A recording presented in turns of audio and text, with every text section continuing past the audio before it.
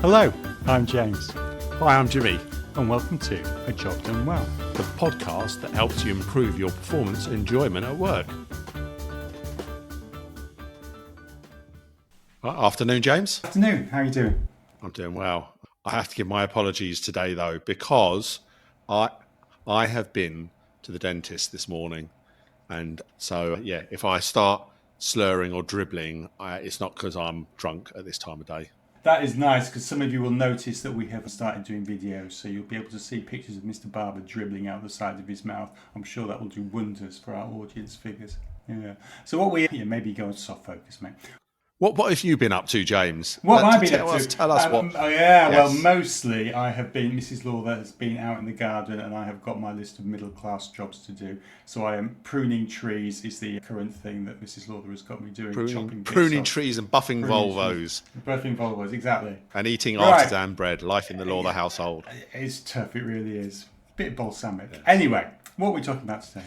We are talking about well-being. And a fascinating take on well-being from our special guest. Do you want to introduce James? Because this is confusing for me, because we have got too many Jameses on this call. Fortunately, I'm a bit more of a lower rent version at Jimmy, but we've got two proper Jameses, posh Jameses. So welcome, James. What are we going to call you? James C and James L. You guys can call me Jamie, you can call me JC. I'm really easy. So I'm James Carrier, so that's a bit of a JC. So you're welcome to call me JC if you wish. Hi. How do you do? So tell us a little bit about you then, James. What are we talking about and why should we be talking to you? All right, cool. I've got quite a varied background. I'm originally an accountant working in professional services, then financial services, all that good stuff. I now focus very much on leadership and management development. For a range of organizations. But within that, I'm hugely motivated by the experiences people have in the workplace.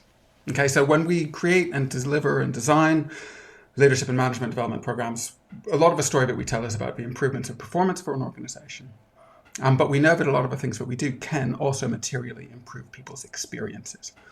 And that's something that I quite get off on. I think it really matters. I think our experiences in life are probably the most valuable thing that we have. And if we can create interventions for organizations that change and improve people's experiences, then that feels like a wonderful outcome. And when we're talking about experiences, one of the things that we really care about, at least in my opinion, is this idea of well-being, right? The well-being that people experience. How well are they? If we combine those two words, it's their wellness and their being. So what is somebody's well-being? Well, it seems like a really powerful thing to try and focus on in my experience and opinion. So that's me and why. Pleased to meet you. It's a bit of a corporate buzzword at the moment, isn't it? Well-being. But what exactly? So it's well and being, but talk me through it a wee bit. What do you mean by well-being? Yeah, and this is a really great question. And actually, one of the things I'm interested in is this sort of evidence-based approach to well-being. And one of the things I'd say is that really we should start by trying to define what well-being means for us or for our organization before we try and create initiatives to improve it. So if we ask people what well-being is, and I often do in things that I do, they'll come up with lots of different words and people have a sense of it, but trying to pin down an exact definition is difficult. And what I'd say is it's almost more important to shape your own definition than it is to try and anchor on another thing. Right? Everyone's individual. We're all different. We all come from different backgrounds and contexts. We all have different things that we need in our lives to give us a sense of satisfaction with our lives. So despite that variability, there are some definitions that are out there that we can share. But again, they tend to be individual. So one of them that I like is that well-being is an individual's evaluative reaction to his or her life, which includes things like cognitive judgments of life satisfaction and affecting evaluations of moods and emotions, right? That's a pretty academic definition. But essentially what it's saying is, how do I subjectively assess the current state of my lived experience based on the factors that matter to me? If we're going to measure something like this, there's some simple things that we can do to try and measure somebody's well-being or thriving. We can use things like a Cantrell ladder. So, score yourself between 0, everything's dreadful, to 10, everything's great. You'll have to help me out there. Cantrell ladder? What's a Cantrell ladder? Yeah, so that's an assessment where we score ourselves between 0, everything's dreadful, and 10, everything's great. So we ask somebody to imagine a ladder between 0 and 10. Okay. And we'll say, okay, so thinking about your life right now, in all factors, where would you score yourself? How satisfied are you with your life at the moment? And then we'd also ask somebody, how satisfied do you think you'll be with your life in 5 years' time? And by looking at both the current assessment and a projection into the future and kind of balancing those out, we can get a flavor of somebody's sense of how they're doing in their life. And if we sort of drill into the building blocks of what contributes to somebody's likelihood to subjectively assess themselves with a higher level of well-being, then we can understand some of the factors that contribute. But we'll come on to that a little bit later. Yeah, okay. And James, I know this is a really obvious question, but in terms of well-being, our podcast is all about helping people improve their performance and enjoyment at work. How do you view that link between well-being and performance and enjoyment? Yeah, well, there are various papers and people that have looked at demonstrating the link between the quality of experience or thriving or well-being that somebody has and their ability to perform well. I can touch on some of those a little bit later on, but fundamentally I see a strong link between how well we show up in the workplace as individuals, how well we are in any moment, and our ability to get things done. And some of the things that we know change are things like our cognitive function, our emotional regulation, the decisions that we make, the optimism that we have, our ability to build and maintain effective relationships. So many of these factors shape our ability to perform well in the workplace, particularly in workplaces where we work in social environments, collaborating and working with other groups of people. So there's a strong relationship. One of the best things about this conversation in many ways is it's such a win-win, because in business and work, people can get caught in it. I do this, it costs me money, I lose. So there's always a trade-off. But in this, employer wins, gets better performance, and the employee enjoys their work and their life much more. Yeah, I couldn't agree more. And one of the reasons I like working in this space is it does really feel like a win-win. I can honestly speak to organizations and say that I will help improve your organizational performance. And in my heart of hearts, I know I can make the lives or help the lives of people that get better as well. One thing that I'd like to just build on what you said is, particularly running into COVID, there was a series of conversations looking at what productive behavior is, right? If we ask people what productivity is, they tend to think it's getting stuff off of my to-do list. But what we don't tend to think of when we're exploring what productivity is investment behavior. So while things like improving well-being can lead to improved performance outcomes, they tend not to do so in this instant, right? They tend to be an investment to help you come back later. So you've got a bit of that temporal shift going on in here as well. And I think that's one of the things that people have to get their heads around is, Totally. I do these things now. I don't see an improvement today, but over time, you've got to know that investment will pay back handsomely. And one of the other things, I know we're going to explore this more, that I really love about how you think about it is you said evidence-based well-being, as opposed to let's put out some baskets of fruit and run some yoga classes because it's the latest corporate buzzword that everyone's jumping on the bandwagon. Your take and your thinking is quite different. So it's great to explore that through the episode today. Yeah, very happy to. And nearly everything that I do is anchored in this sense of evidence-based practice, right? I very much think that it's important to be in that kind of pracademic space, if you will, that space between some of the academic theory and research and what's actually taking place on the ground in organizations. And in James, that's a new one for you. Pracademic. I like it. Pracademic. Yeah, praxis. Got to enjoy it. Yeah, so I think that's really nice. And to try and bridge that gap and bring the evidence base. So we need to work out what our definition of well-being is. We need to design interventions that are targeted to specific things that we want to change in our needs. And then we want to measure against our own criteria how we're doing for those. So both using theories that are evidence-based, but then assessing the interventions that we bring into our organizations, I think is important as well. So we talked about, Jimmy made a throwaway comment about, it's not about bowls of fruit, but I have seen lots of these well-being programs, and frankly, it has come down to bowls of fruit and, gym memberships and whatever the hell it might be. So what is wrong with that approach? Why are those things not well-being in your mind? Yeah. So I guess the first thing that I'd say is back to the individual context. In some contexts and in some situations, those can contribute to improving somebody's well-being, right? So in theory, these things can be beneficial. However, in the majority of instances, what organizations do is they think of something that feels sort of ergonomic or intuitive from a well-being perspective, copy it from somewhere else and roll it out without considering the needs of their organizations or the impact that it'll have. So with things like fruit, one of the things that we know is that the majority of fruit that's put into these organizations isn't consumed by the majority of people there. Maybe somebody sweeps it all up and takes it home. Maybe it ends up in a bin. But the point about things like fruit and these other sort of small changes like this is that they often are overlaying what are underlying conditions that damage somebody's well-being. Right. There was a great article in the FT maybe like 8 years ago that said a lot of well-being initiatives are kind of like organizations going out and breaking your leg and then saying, here's a plaster, right? And while they keep breaking your legs, giving you plasters is no good at all. So we can, to some extent, think of fruit within our organizations as a little bit of a plaster, right? A little bit of something, a little bit of a solve, a little bit of palliative care, but they don't address the underlying factors that contribute the most to the way people experience well-being. But it really is a collar and cuffs moment, isn't it? It's the organisation is saying, well, well-being is important, and what is the least thing we could do to show that we care about well-being, and that's probably spending £100 a month on fruit. Do you see what I mean? It's blindingly obvious they don't really care about employees' well-being at all. Yeah, and we talk about it on a number of subjects, and this one would be one of them, where it's just lazy management. I know that this is a buzzword. I know intuitively it feels like something I want to be doing, but I'll do it in a way that is the easiest way possible. So minimal amounts of thought, minimum amounts of effort, but I still want the return. But even if I don't get a return, it's all right because I feel good about myself. I've done a wellbeing program. But no, one of the things that you touched on is you said think about your definition of what well-being means to you before you start doing stuff. How do you go about doing that? Because that's a real challenge, isn't it? I think it can be hard to get consensus, but I think a lot of people have a gut sense of what it is. Right. And so the way I'd go about something like that is with a group of people. I'd get a team or a leadership team together. You could do it at all kinds of levels and just have a conversation. Just ask people, what does well-being mean to you? How do you know when you are being well? What are some of the factors that you think positively contribute to improving your well-being? How do you think you show up and perform when you are at your best? How do you interact and engage with others when you are not at your best?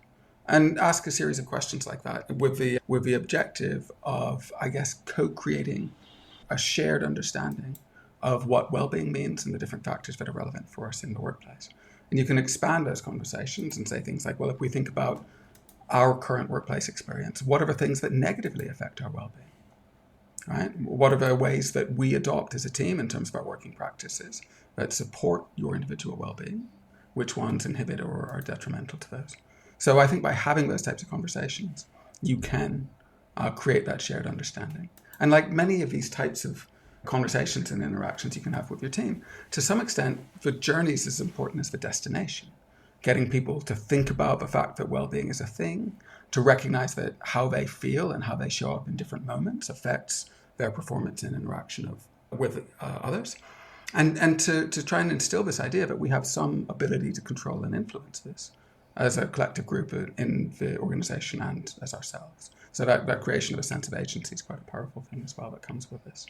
So those are some of my thoughts on how I'd think about things like that. So you talk about evidence-based. Now I'm sitting here and I'm thinking, well, yeah, tell me something I don't know, James. Frankly, if people are happy at work, they will be more productive. However, not everybody thinks that way.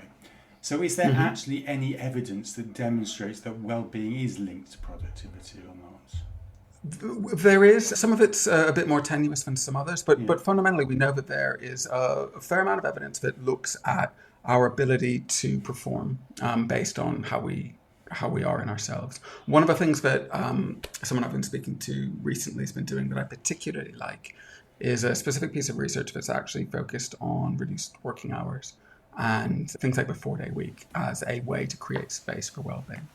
And what this person does, they're a neuroscientist at Brighton University, and what they've been doing is taking organizations through the process of implementing a 4-day working week.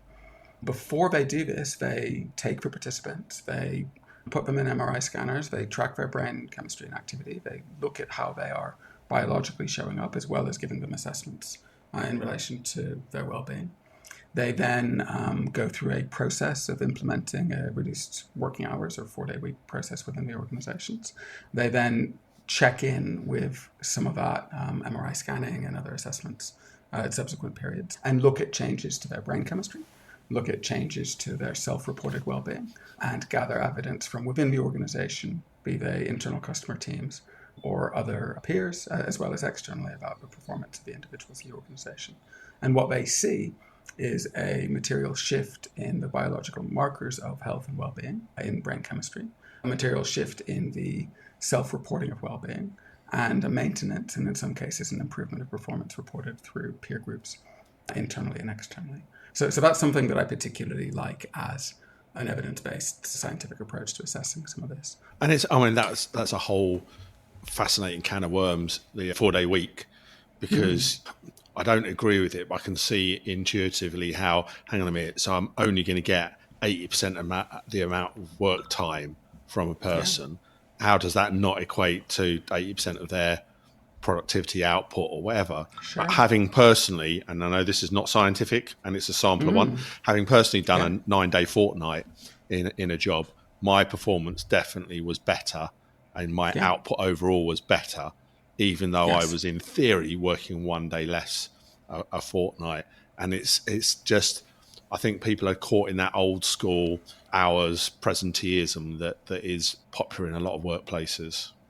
Yeah, I couldn't agree more. And one of the things that, when you try and unpick this specific piece of evidence, this specific piece of research that comes up, is that a protracted period away from the stresses of work gives people's brains space to recharge and recover neurochemically. And as a result, they think more clearly, they reach decisions with more certainty, they're more confident in what they do, and they're better able to do the right thing the first time. So to your point about working, 80% of the time, what we tend to see is people work 80% of the time, but at 125% of the performance. Yeah. So they're as effective. Yeah, and I know this is a slight tangent, but if you wanted any proof of this being a good idea, obviously there is a link to flexible working and working from home and giving employees the choice as well. And we're doing it the day after Donald Trump was inaugurated, and one of the first things that he did was insist that all federal employees now have to get into the office. So there's the perfect recommendation for you. Well, yes, indeed. 21 January, what a day it is.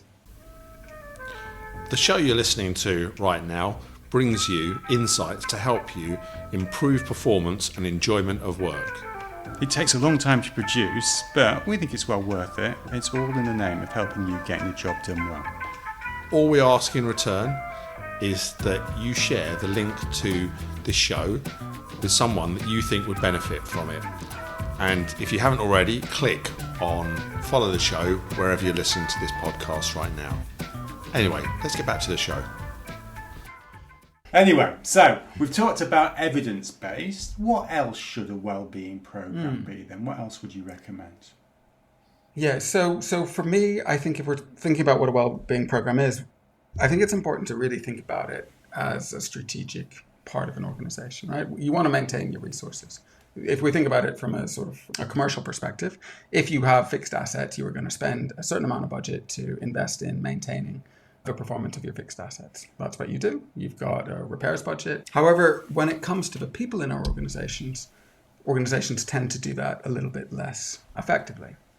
So what you tend to see organizations do is they'll adopt an approach to well-being that is a well-being week or a well-being initiative, but they're one-off incremental efforts to address well-being, as opposed to a consistent ongoing aspect of what should be the case, which is a maintained focus on well-being throughout the entirety of a year within an organization. Fundamentally, organizations tend not to focus as consistently as they should. It should be considered a strategic objective, as I say.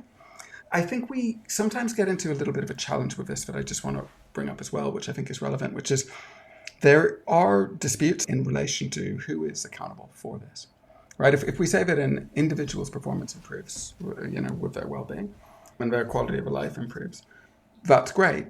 But whose job is it to do that? Is it behove upon the organization to do that, or is it the individual's responsibility to do that? And so one of the things that you'll often see is you'll see focus on things like resilience, right? And so there's a program for resilience, and something like a resilience program is designed to improve an individual's capability to deal with adverse events effectively. And kind of what we're doing when we introduce things like resilience programs, if we just do that, is saying, well, you know what? Things are bad, but I'll give you the skills to deal with the bad things, and it's on you to deal with those bad things more effectively. We're not culpable for the things that we do that create those negative experiences for you. It's on you to be better at dealing with them. And I don't want to get too much into that type of thing, because I think it leads to sort of politics and things like that. But what I would say is I think when organizations tackle well-being well and think about initiatives well. They think about it strategically and they think about it holistically, and they look at the factors in their control that shape somebody's experience. Well, So but one of the sorry, things that- coming back to your point Yeah, about please. resilience training, I mean, that's just, well, hang on. If things are so bad that I've got to give you resilience training, would I not be better off doing about things being so bad? Yeah, I mean, it's not really addressing the root cause, is it? No, it's not. And it's shifting the accountability to you. It's not that things here that I've created are bad. It's that you are insufficiently resilient. So the problem is yours, not mine. And I think- you get organizations that lead to higher turnover cultures where this is the case, and they've got it's kind of like a different strategic model to churn and burn through people. But yes, I very much agree. I think another angle on that, JC, will be that accountability. Is I bet there's people that are listening to this now and thinking this is HR's problem, this is something that they will fix, when actually, we talk about this a lot, leaders as well as the individuals, we all have a responsibility for well-being in the workplace. It's not, there's no answer that says it's yours, mine. It's in essence it's all of ours. I know that's a bit trite, but that's the reality No, of it. I agree. And I think individual responsibility is important, and it does matter. But I don't think the entirety of the onus should be on the individual. I very much think leaders have a place to have a role to play in this. And so for me, a lot of the things that matter are things like, do we focus on the design of the roles that we have? Are we asking reasonable things of the people that we have? Are we giving people the tools that are sufficient to let them do the job? And that sort of tools, we might use the word resources instead. And the resources people need to do their jobs effectively without damaging their well-being are many and varied, including things like regular effective feedback, positive relationship with leaders or positive sentiment towards leaders. Things like, being free of prejudice and criticism, getting clear steering within the organization, a reduction in organizational politics, increased levels of autonomy, right? So those types of psychological and social resources that we can bring shape somebody's experience in the workplace. But many organizations don't focus on things like that. Instead, they'll introduce resilience training. And we can also talk about things like, does somebody have a right computer? Do they have a chair that supports their physical posture? Do they have sufficient breaks? All those types of things in a more physical space as well. So for a well-being type initiative, in my view, to be really effective, it needs to consider the resources that people have to do what they do, including physical, psychological, and social resources, as well as considering things like the demands placed on them within the scoping of the work, within the definitions of their roles, within the clarity of their organizational structures, within that broad range of factors that shape how they experience the workplace. And I think therein lies one of the challenges, back to my earlier comment on lazy management. When you talk about it, it's almost like, overwhelming the things that you've got to consider. So if you've had the conversation about what well-being means in this environment and to us as a team, whatever level that's at, how do you break down that overwhelming number of things that you need to think about? Yeah, that's a good question. And there are various different diagnostics out there. So in a little bit, we'll talk about some of the factors that contribute to well-being. One of the things that I was referencing just a minute ago is something called the job demand resources model. There are different building blocks that contribute to these. And essentially, the way you go about prioritizing your response to these is the way you go about prioritizing your response to anything else that you'd assess. You'd consider the factors, you'd assess how you're performing against those factors in your team, and you would then create an intervention or make a change to target those that feel most important to you. So if we sort of prod the job demands model a bit more, the demands that are bundled into the model are volume, pace, change of work as one, intellectual strain as another, physical as another, social as another, and then organizational and team as another. So those are the 5 sort of blocks of demands. And then there's a similar thing for resources. And you assess those, choose ones that felt most efficient, and then create an initiative to address that at whatever level seemed appropriate.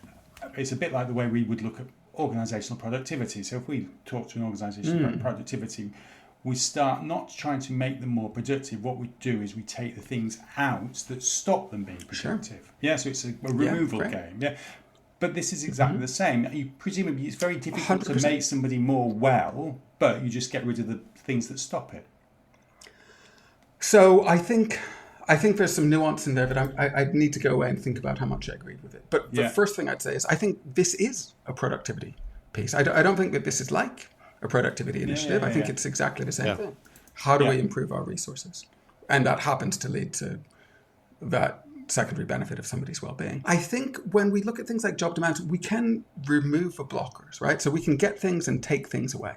So an example that might warm your heart as somebody in the performance improvement space is we can get rid of excessive and unhelpful bureaucracy, right? So that's something that we can get rid of that boosts people's experiences in the workplace and tends to boost their well-being, right? So that's for reduction of something. However, we can do something like give them a clearer job spec, right? And that is something that's a bit of an asset to them.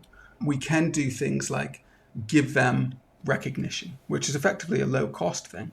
And yes, that's dealing with a deficit of recognition that might have been there already, but that's an extra thing that's there. So we can have celebrations of success, so on and so forth. Yeah. One thing that people genuinely value from job resources is timely, regular feedback. We want to know how we're doing. And by this, I don't just mean like, appraisal type feedback. A great example is something like a Garmin watch. You're going along, you're doing your task, and it's telling you constantly, this is how I'm doing, this is how I'm doing, I'm on track, I'm not, here's my heart rate, all of that stuff, right? So that operational feedback in the moment is a great resource for people. So this may be a nuance on what you're saying, JC, but yeah, I understand wanting to know how you're doing, but one of the things that I've always seen in every team I've worked in, people want praise and thanks. I want to know I'm appreciated. I want to know what I'm doing makes a difference, which is 100%. Kind of like feedback, but it's a slight nuance. Yeah, it's interesting you say that, Jimmy. I read In Search of Excellence, which is a great book. I have to say, I was given it 30 years ago and I read it. And then one of the points that Tom Peters makes in that is he says people want to believe that they're doing well and they're on a winning team. Yeah. Right? And just everybody wants that. Even if they're as mediocre as possible, that is what they want to believe. And actually, if you don't give them that belief, then they will be more mediocre. So it is a little bit of you get what you wish for. Yeah. Yeah, and I'd echo both of those. I'd echo the point that what I consider is celebration of success is slightly different to feedback. And we often conflate them because of the way we use feedback. So we have in the moment job-related feedback, and then we have that sort of performance feedback that often brings both of those together. Right. On that note, I think we are going to have a quick break, and we will come back next week and we will talk about the barriers to this approach. So, speak to you later. Thanks, everyone. Cheers, man. We cover a whole host of topics on this podcast, from purpose to corporate jargon, but always focused on one thing: getting the job done well. Easier said than done. So, if you've got unhappy customers or employees, bosses or regulators breathing down your neck, if your backlogs are out of control and your costs are spiralling, and that big IT transformation project that you've been promised just keeps failing to deliver, we can help.